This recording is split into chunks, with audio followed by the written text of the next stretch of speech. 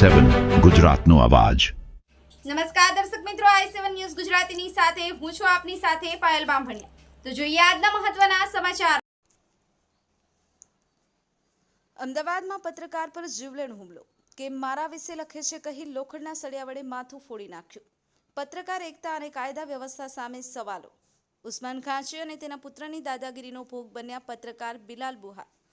Crime reporter ભાવિક પંચાલ। અમદાવાદ શહેરમાં સત્યનો અવાજ ઉઠાવતા પત્રકારો હવે સુરક્ષિત નથી।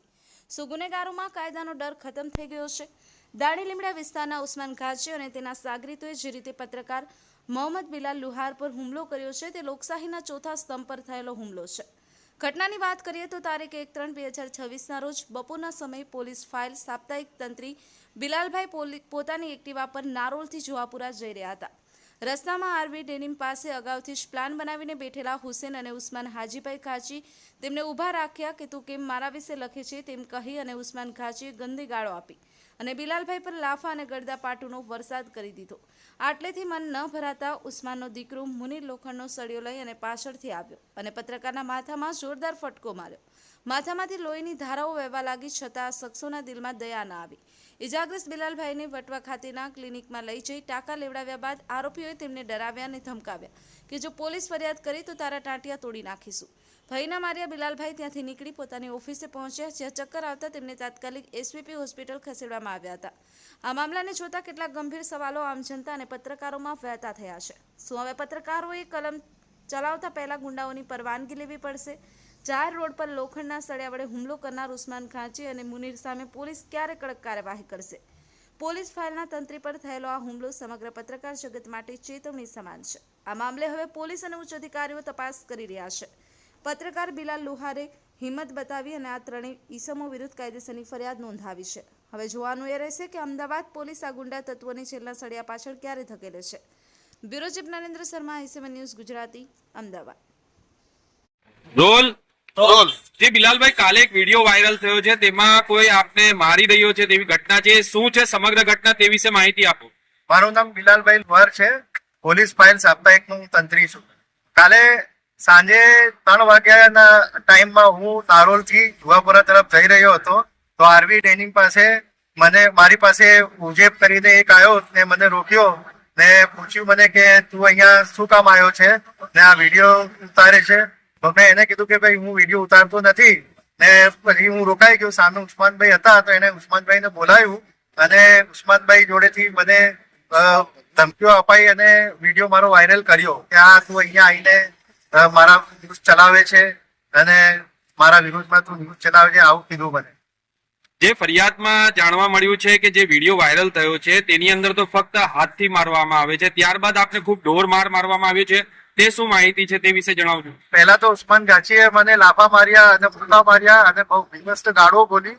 પછી એનો જવાઈ છે હુસેન, એ બી આવી ગયો, એને બી મને ખૂબ માર્યું, તમે વિડીયોમાં જોઈ શકો છો। અને પછી હું એમને કીધું કે ભાઈ તમે મને શું કામ મારો છો, તમે ખોટું કરો છો। એટલામાં તો એનો દીકરો જે છે એનું નામ મુનીર છે, એ ગાડીમાં આવે છે અને મારી ઉપર 30 હથિયાર વડેથી હુમલો કરે છે અને પછી હું જમીનમાં પડી જાઉં છું, બેભાન થઈ જાઉં છું 2-3 મિનિટ માટે ને મારા કપડા એકદમ લોહી લુહાણ થઈ ગયા હતા।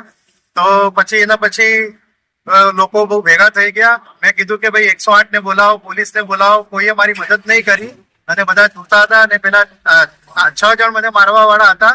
એમાંથી પછી ઉસ્માનભાઈએ કીધું બોલે કે ગાડી લઈ જાઓ, મારી પ્રાઇવેટ ગાડી, એમાં આને લઈ જાઓ દવાખાને, સારવાર કરાવો, બોલે આ મરી જશે। તમારા મરજીના વિરુદ્ધ ગાડીમાં નાખીને લઈ ગયા એ લોકો? મને બળજબરીથી ગાડીમાં બેસાડી દીધું, ગાડીના લોક કરી દીધો અને હું બહાર બૂમો બી ના પાડી શકું એવી રીતના, ને મારો મોબાઈલ બી લઈ લીધો હતો એમણે અને મારી ગાડી પણ લઈ લીધી હતી। હું કોને ફોન કરું, કોને કહું મારી આપી હતી અને મને બળજબરીથી લઈ ગયા દવાખાને।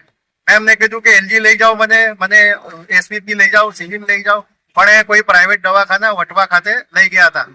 અચ્છા, ત્યારબાદ શું ઘટના બની? ત્યારબાદ શું જાણવા મળ્યું છે કે આપને એ લોકો ઓફિસમાં લઈ ગયા હતા એમના, તે ઓફિસમાં શું થયું? દવાખાનામાં મને લઈ ગયા તો મેં ડોક્ટરને કીધું કે ભાઈ જો મને મારવામાં આવ્યો છે તો એમણે કીધું કે ના હું તમને ટાંકા કરી દઉં છું। મને 6 ટાંકા આવ્યા છે, તમે જોઈ શકો છો। અને બીજું પછી ત્યાંથી મને એની ઓફિસમાં લઈ ગયા। આ કપડા બી એને મને અપાયા, ભલે કપડા પહેરી લે, તારા કપડા લોહી વાળા થઈ ગયા છે તો આ તું સારું નહીં લાગે, કપડા ફાટી ગયા હતા મારા, પછી એ મને ઓફિસમાં લઈ ગયા એમની MS લેન્ડમાર્ક છે ને સોરી MS લેન્ડમાર્ક ની પેલું આરવી ડેનિંગ ત્યાં લઈ ગયા હતા. હા. ત્યારબાદ શું થયું? ઓફિસમાં શું થયું?